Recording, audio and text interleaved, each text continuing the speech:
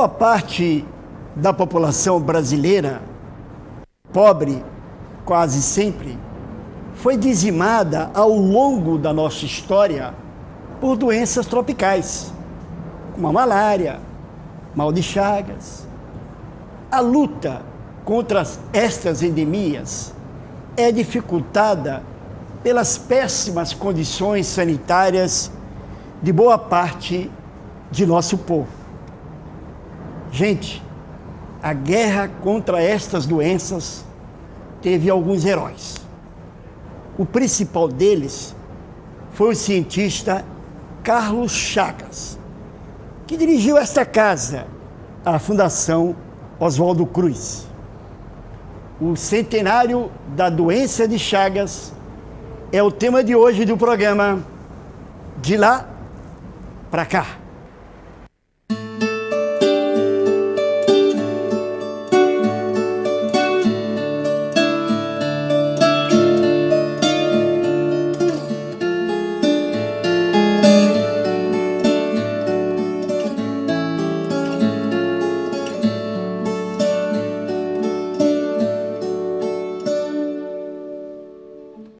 Edmilson Migovski é professor da Universidade Federal do Rio de Janeiro, é médico e infectologista. Tudo bem, Edmilson? Tudo bem, Anselmo. Prazer. Edmilson, conta pra gente quem foi Carlos Chagas. Foi um grande pesquisador, né? Acho que falar que foi é complicado. Foi não, ele é, né? Porque ele está vivo no nosso meio, né? As coisas que ele fez, as coisas que ele construiu, as doenças que ele descreveu com tanta complexidade, no momento que você não tinha tecnologia de hoje, torna um grande brasileiro, um grande pesquisador e um homem que foi extremamente importante para a ciência mundial e não só uma ciência do nosso país, que também é muito grandioso. Mas por quê? Conta mais um pouco. Porque qual a importância, por exemplo, da descoberta dele? Ele foi a pessoa que descobriu todo o ciclo de uma doença, a doença de Chagas, né? O Passou até... Né? O nome leva em homenagem ao nome dele. E o tripanossoma, que é o inseto que transmite a doença, chama de Trypanosoma cruzi em homenagem ao Oswaldo Cruz, que tinha descoberto esse parasita, esse vetor, e a doença de Chagas em homenagem realmente ao descobridor de todo o ciclo da doença. Moacir Scliar, ele é escritor, mas ele também é médico e ele também é da área de saúde pública e ele também escreveu uma biografia de Oswaldo Cruz e Carlos Chagas. Mas o nosso assunto é Carlos Chagas. Ele é uma figura extraordinária? Não há dúvida. Eu digo isso como médico, como brasileiro, como escritor, se você quiser, né? Como patriota, porque realmente Carlos Chagas é um orgulho para o Brasil. E a razão é óbvia, né? É uma coisa chamada doença de Chagas, né?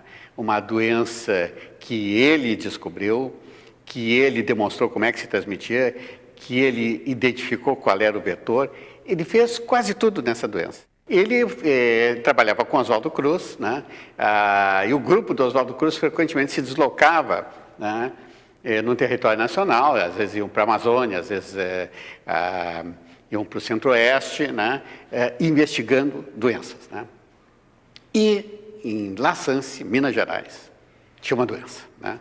Que estava sendo um problema, porque naquela região estava construída uma ferrovia, e os trabalhos da ferrovia tinham sido muito prejudicados por essa doença.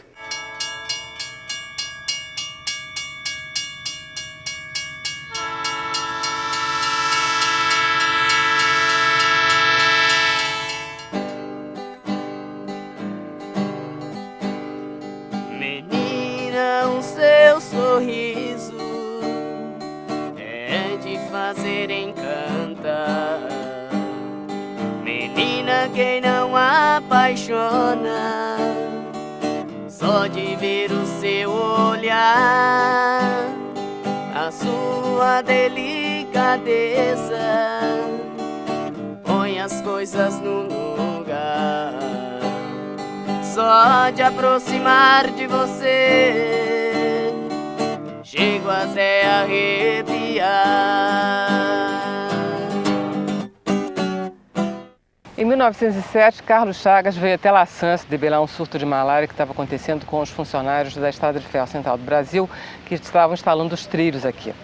Edson Fernandes Brito é médico aqui de La Sanse e eu queria perguntar a você se foi mais ou menos isso aqui que Carlos Chagas encontrou 100 anos atrás. Realmente, Vera, o cenário que ele encontrou foi esse, né? As pedras, os dormentes, né? A estação, o esqueleto da estação sendo construído. E quando ele veio, o motivo principal realmente é que as obras elas estavam paradas, ou pelo menos muito lento, por causa da malária na época. Malária é muito prevalente na região aqui e estava cometendo grande parte dos trabalhadores. E daí para a doença de Chagas? Olha, quando Carlos Chagas chegou aqui, falando que um mosquito que causava malária, que era por aquele motivo que tantos pacientes estavam adoecendo, o engenheiro aqui da Estrada de Ferro foi, e na tentativa de estar ajudando, apresentou um novo inseto para ele, apresentou o barbeiro. Falou assim, olha, se esse inseto, se o mosquito causa malária, será que esse outro também causa?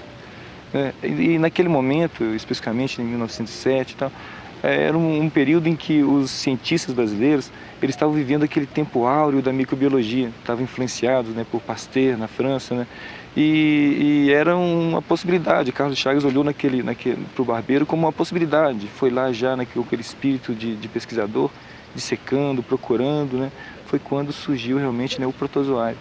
Né, ele enxergou ali um novo protozoário, não da malária que ele que veio aqui, o intuito da vinda dele para cá, mas agora um novo protozoário, né, que ele batizou, né, do Trypanosoma cruzi. O barbeiro, que é o inseto que transmite, né, tem esse nome porque as pessoas dormiam, geralmente com o rosto exposto. E ele picava e sangrava, ou seja, é no rosto que o barbeiro, fazendo a barba, pode dar determinados cortes e permitir o sangramento. Então chamava de barbeiro porque ele sugava aquela parte mais exposta. E o barbeiro é nojento, né? Um bicho danado porque ele não só suga o teu sangue, como defeca em sua face. Então, diferente do mosquito da dengue, que ele inocula o vírus quando ele vai furar você para sugar o sangue, o barbeiro não, ele se alimenta e defeca no seu rosto, né? E aí você, quando passa a mão, facilita a entrada desse parasita, desse protozoário, que pode desencadear doença nas pessoas vulneráveis a esse tipo de parasita. Ele sabia que esse tripanossoma, enfim, que estava dentro do intestino do barbeiro, causava uma doença? Naquele momento, não. Ele tinha descoberto apenas um novo protozoário que ele observou. Ele partiu de o normal de acontecer, você está diante de uma doença e pesquisar aquela doença para descobrir o que está causando ela. Ele não, ele estava na busca de associar ele à malária, ele procurando, viu que o que tinha lá era um protozoário diferente. E ele observou também que esse protozoário, o Trypanosoma, ele era capaz de contaminar também o macaco. Né? E quando ele observou isso foi um grande achado. Né? Aí bastava agora saber se aquele protozoário também era capaz de alojar o ser humano. Né? Foi quando, né, ele descobriu, né, no sangue, né, da Berenice esse protozoário, que foi a primeira vez que foi visto, né, o protozoário no sangue humano.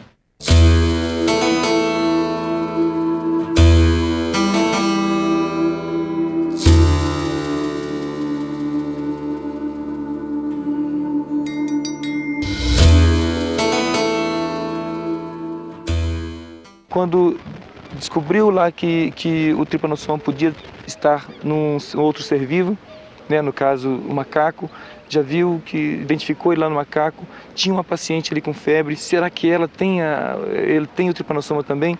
Investigou, procurou, quando de repente viu ali no sangue, foi quando houve realmente o grande achado. Aquele Trypanosoma que ele achou naquele barbeiro que infecta um macaco pode também infectar o ser humano. E causar uma doença. E causar uma doença. E naquele momento ele descobriu realmente, né, foi o grande impacto. Ele saiu daqui correndo, né, foi tentar mostrar isso, né, lá no Rio de Janeiro, para, né, Oswaldo Cruz, e foi aquela euforia. E a partir daí vieram aquela cascata de novas descobertas, né, aquela cascata entendendo que poderia causar lesões cardíacas, podia causar lesões em esôfago, intestino. Realmente foi uma grande descoberta, realmente a maior descoberta científica da medicina brasileira.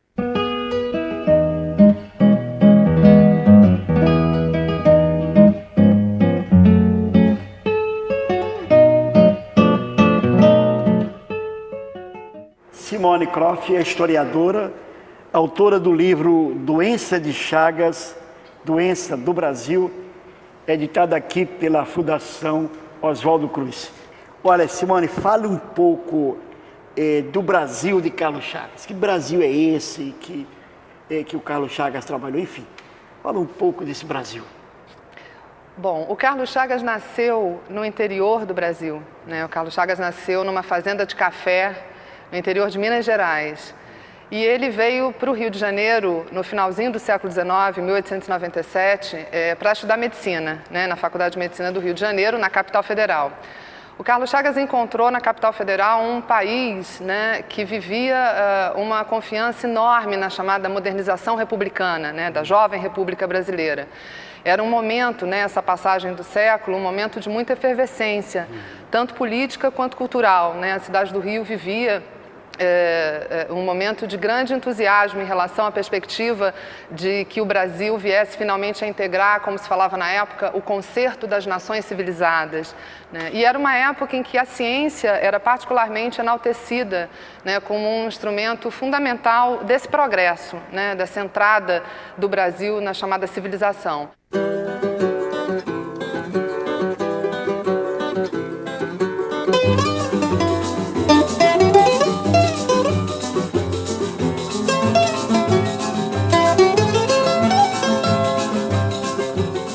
O Carlos Chagas tinha sido um bom aluno de medicina?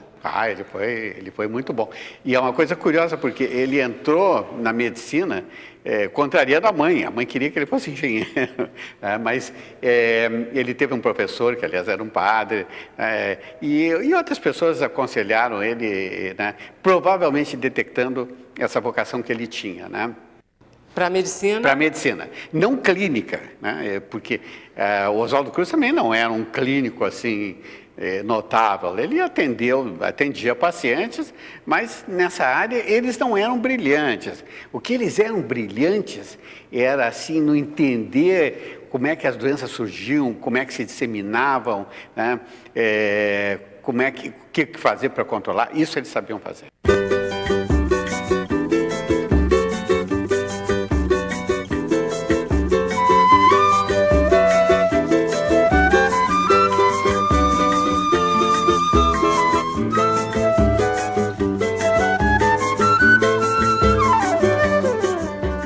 Do ponto de vista internacional, era um momento também de muita efervescência na ciência médica pela difusão das novas teorias da chamada Revolução Pastoriana, né, da microbiologia e também da medicina tropical. Então, o Carlos Chagas, ele toma contato com esse ambiente de entusiasmo em relação ao progresso, mas o interessante é que justamente a descoberta que ele vai fazer em 1909, né, de uma doença que levou seu nome, né, também conhecida como tripanossomíase americana, foi uma descoberta que revelou um outro Brasil, né, revelou um Brasil justamente do interior, um Brasil rural. O país era, de fato, um país essencialmente rural, né, vivia da exportação de produtos agrários, sobretudo café, e então essa descoberta ela vai ter um impacto enorme exatamente na discussão sobre esse Brasil do interior.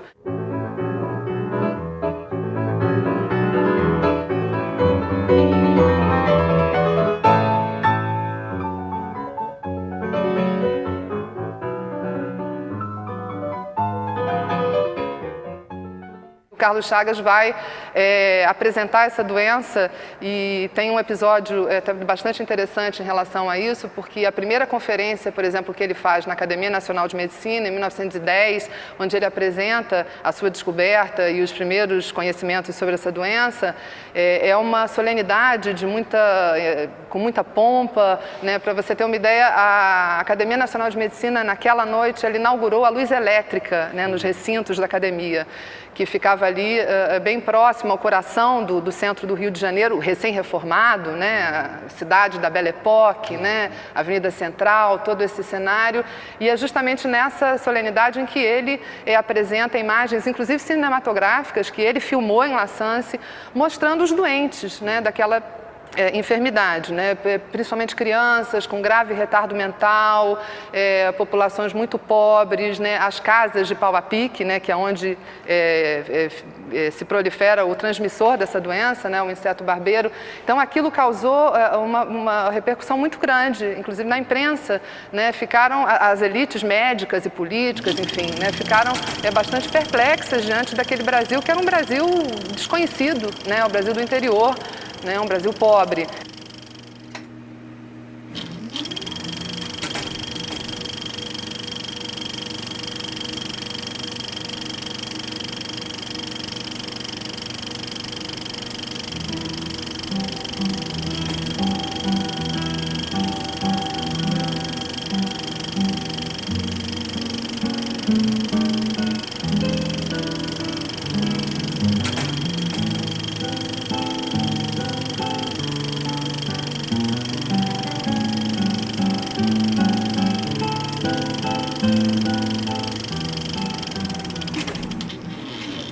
E aproveitando a comemoração, né, do centenário de falecimento de Euclides da Cunha, né, que foi autor de um dos maiores clássicos na literatura, né, e do pensamento social brasileiro, Os Sertões, que foi publicado em 1902.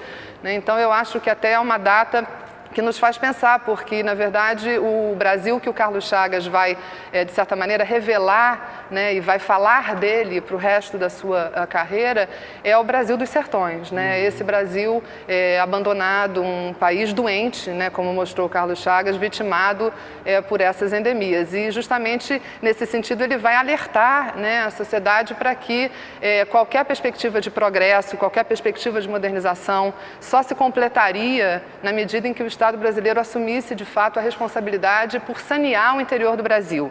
Né? Ele comentava que o Oswaldo Cruz havia feito uma belíssima obra de saneamento da capital federal, né, no início do século, mas que cabia ir além. Né? A escola de Oswaldo Cruz justamente estava sinalizando nessa necessidade de ir além, de se sanear o interior do Brasil.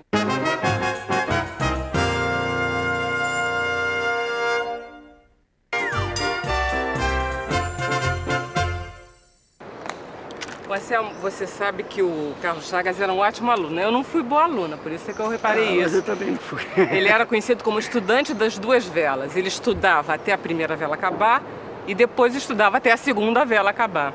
E depois ele veio trabalhar aqui, que é um lugar maravilhoso de é muito bonito. Isso aqui é muito... É um lugar realmente muito bonito e muito especial. E muitos cariocas não conhecem esse lugar tão bonito. Eu imagino que realmente o Carlos Chagas se apaixonou por esse lugar. Ninguém deixa de se apaixonar por esse lugar, né?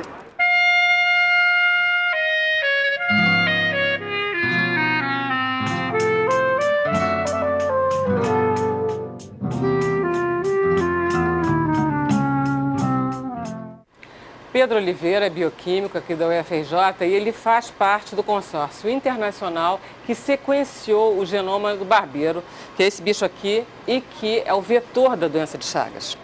Professor, faz 100 anos que o Carlos Chagas conseguiu descobrir e equacionar essa doença. E ela continua matando, continua infectando?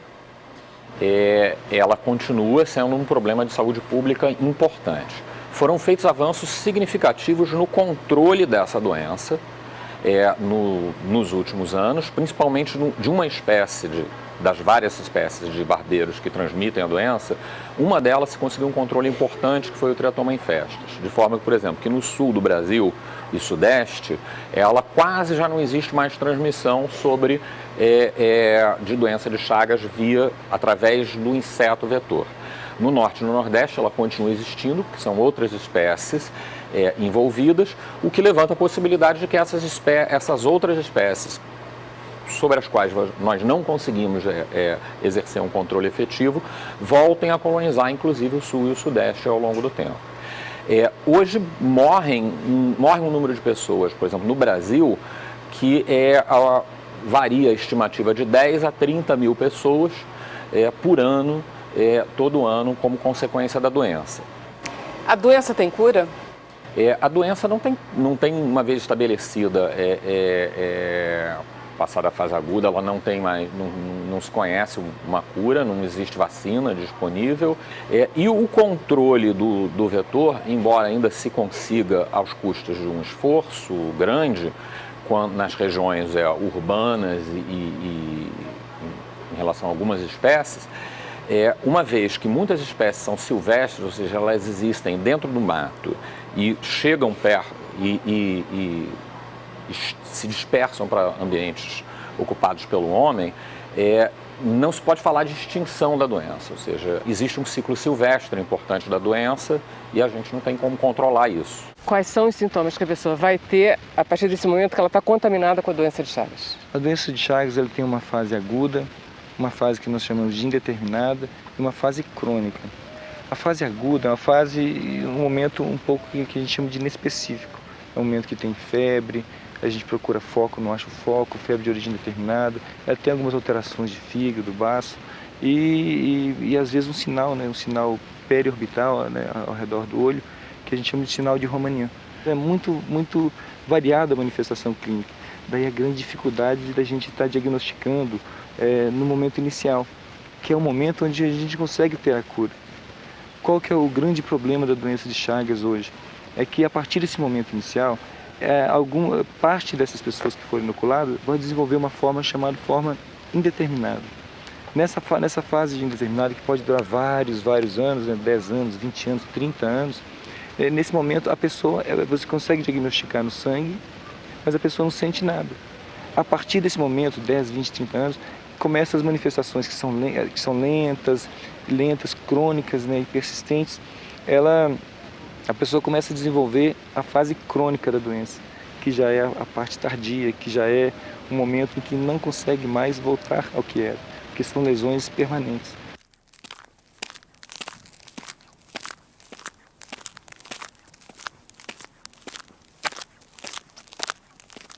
Hoje a gente tem realmente um certo controle das novas infecções, mas é uma busca incessante, porque a doença de Chagas, as pessoas que mais são acometidas são aquelas pessoas com um baixo nível socioeconômico, né, com habitações precárias. Então, as políticas públicas realmente devem estar focadas nesse sentido, de melhoria da pobreza. Realmente a gente vai estar pegando uma grande parcela das pessoas que adquirem os casos agudos aí da doença de Chagas. E a vigia, assim, constante. A vigilância ela é importantíssima, fundamental.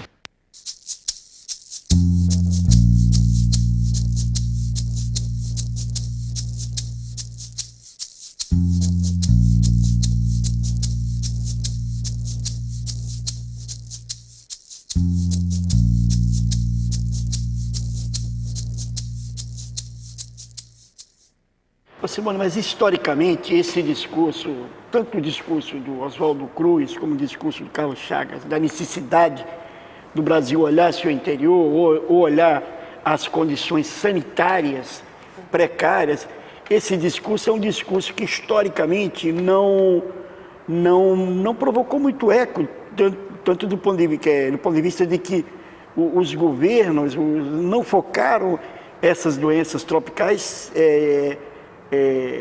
tanto que elas estão aí até hoje. Eu estou errado nesse raciocínio? Olha, Selma, na verdade, todo o trabalho do Carlos Chagas e de outros médicos, né, que se associaram a ele nesse movimento em prol do saneamento rural, eles tiveram alguns efeitos importantes na época, né? Os historiadores têm produzido alguns trabalhos mostrando isso. Por exemplo, em 1920, né, no início de 1920, é criado o Departamento Nacional de Saúde Pública, que seria como se fosse o Ministério da Saúde, né, da época. Já havia um órgão federal de saúde pública, que era a Diretoria Geral de Saúde Pública, e esse movimento vai ter um papel importante no sentido de transformar essa diretoria nesse novo órgão, que era o Departamento Nacional de Saúde Pública, exatamente com essa preocupação de que o Estado passasse de fato a combater e a prevenir essas doenças.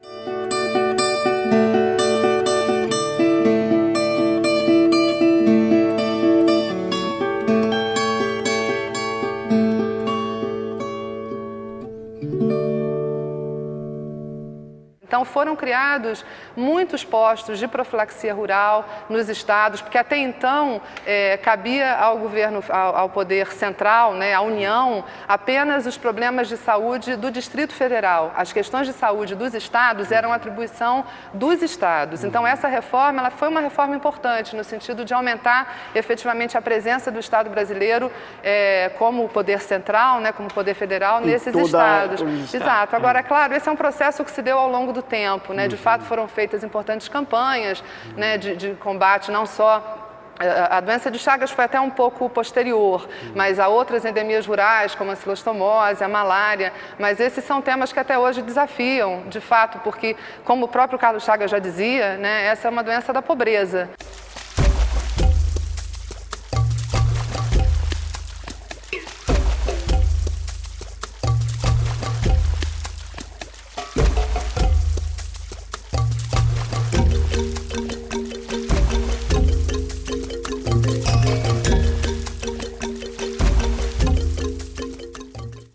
Simone, fala um pouco do Carlos Chagas, o lado humano dele. O que é que ele fazia? Só trabalhava?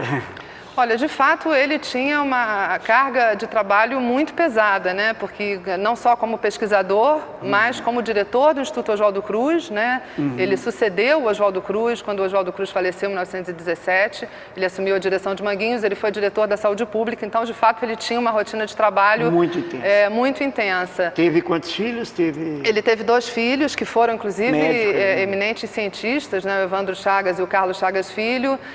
Do ponto de vista familiar, na verdade, eu tenho um episódio que eu considero interessante para mostrar esse lado humano, né? Esse lado pessoal, que é uma carta para a esposa, a dona Iris Lobo Chagas, de 1916, quando começaram as dúvidas ao trabalho dele na Argentina, né, por pesquisadores na Argentina, e ele foi a um congresso em Buenos Aires debater com esses pesquisadores.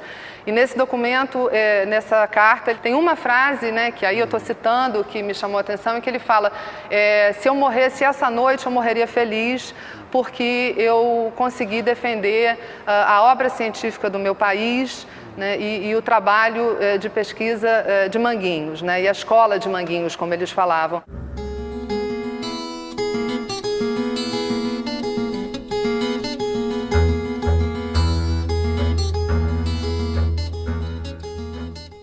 O Carlos Chagas dava consultório aqui para a população? O Carlos Chagas ele é um ícone não só de pesquisa, mas como médico mesmo, médico de família mesmo.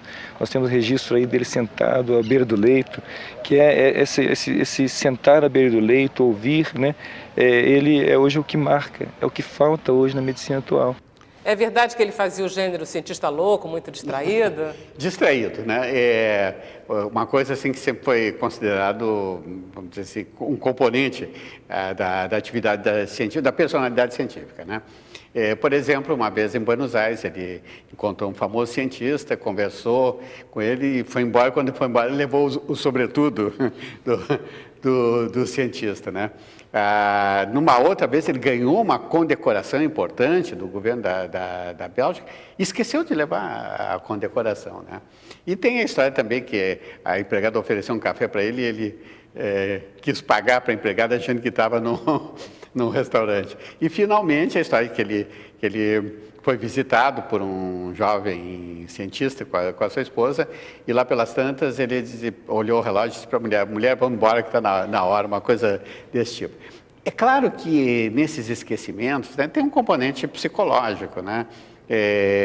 Por exemplo, assim, esquecer a medalha, a condecoração, provavelmente ele não valorizava muito aquilo, né? Não era um homem assim voltado para as honrarias, né?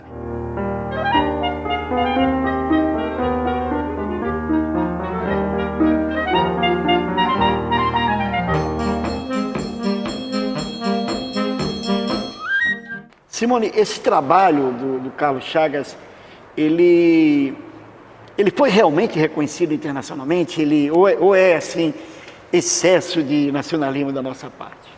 Não, ele foi reconhecido. Ele foi reconhecido, inclusive, muito cedo, né? Assim que o Carlos Chagas fez a descoberta, em 1909, Isso foi comunicado, inclusive, logo depois da descoberta, em algumas revistas estrangeiras. Ele publicou trabalhos sobre a doença numa revista, numa prestigiosa revista alemã, né, da área de medicina tropical, e também na revista do Instituto Pasteur de Paris. Então, esses conhecimentos circularam, né, e ele ganhou, ele conquistou importantes prêmios, né, já no início da sua carreira. Em 1912, por exemplo, ele recebeu um prêmio importante do Instituto de Doenças Tropicais de Hamburgo, né, o chamado Prêmio Schaldin, que era concedido ao melhor trabalho em protozoologia, né, de 4 em 4 anos. O Chagas, né, ele foi reconhecido, né, internacional. Ele teve problemas aqui no Brasil, problemas ligados à questão da administração pública, na qual ele estava ligado, mas ele era praticamente uma unanimidade. Ele foi indicado para o Prêmio Nobel de Medicina, ele só não ganhou, né, por essas coisas, né, que existem nas premiações, mas ele recebeu numerosos prêmios e se tornou doutor honoris causa de universidades americanas. Enfim, ele foi realmente assim uma glória para o Brasil. Nós também temos o registro do ICES dando as congratulations, né, para o Carlos Chagas. Isso é uma grande honra nossa.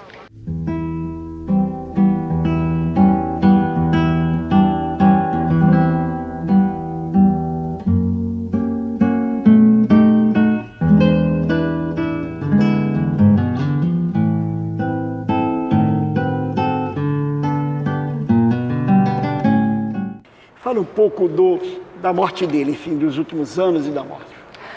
Segundo o Carlos Chagas Filho, os últimos anos do Carlos Chagas, ele vivia, certamente, uma tristeza em relação a essa situação de polêmica da qual ele foi alvo, né? Apesar disso, ele continuou as suas pesquisas até o final de sua vida, inclusive enfatizando os aspectos sobre a doença que mais tarde seriam amplamente comprovados, né, que são os aspectos cardíacos da doença. Então, continuou com um trabalho de pesquisa, inclusive fazendo discípulos, né, o que é importante, que deram continuidade ao trabalho dele, e faleceu em 1934, em novembro de 1934, com 56 anos. Ele faleceu na casa dele, na rua Paissandu, subitamente, né, de problemas cardíacos. Chegou a ser atendido na hora pelo filho dele, Evandro Chagas, mas, enfim, na época até se especulou que ele poderia ter sido vítima da própria doença de Chagas, já que ele tinha sofrido um mal cardíaco, mas o próprio filho diz que não houve evidências para comprovar isso, então fumava muito, então o pessoal não se sabe exatamente qual a causa da morte, mas foi por problemas cardíacos. Além de pesquisador, além de excelente clínico, tem alguma coisa que o Chagas tenha feito naquela época que até hoje ainda se faça, se use? Sim, eu sempre falo, velho, que Carlos Chagas, ele era um médico à frente do tempo dele. Ele conseguia viver nos tempos atuais dele, né, o futuro. E ele conseguia, naquela época, vislumbrar uma possibilidade de estar combatendo, ou pelo menos impedindo que a malária se proliferasse, através da proteção da pessoa, daquele isolamento mecânico da pessoa, colocando um mosquiteiro, impedindo que aqueles mosquitos saudáveis não se contaminassem com a pessoa. E que nós, olhando essa história, o que nós fizemos aqui em La Sance? Nós usamos essa mesma ideia para a dengue. E teve um êxito fantástico, né? Essa ideia dele naquele tempo, 100 anos, hoje sendo usado para uma doença praticamente recente, né? E com êxito maravilhoso, provando que ele naquele período ele já estava certo para agora. Tem uma frase dele que é muito célebre, que a gente usa muito aqui, porque é uma frase muito bonita, inclusive, que ele diz, já ao final de sua vida, ele diz, e não vai demorar que passemos adiante uma bela ciência, uma bela e grande ciência, que se faz arte em nome da vida. Eu acho isso uma belíssima frase, né? Então, esse era um pouco... Era um apaixonado, realmente, era um apaixonado.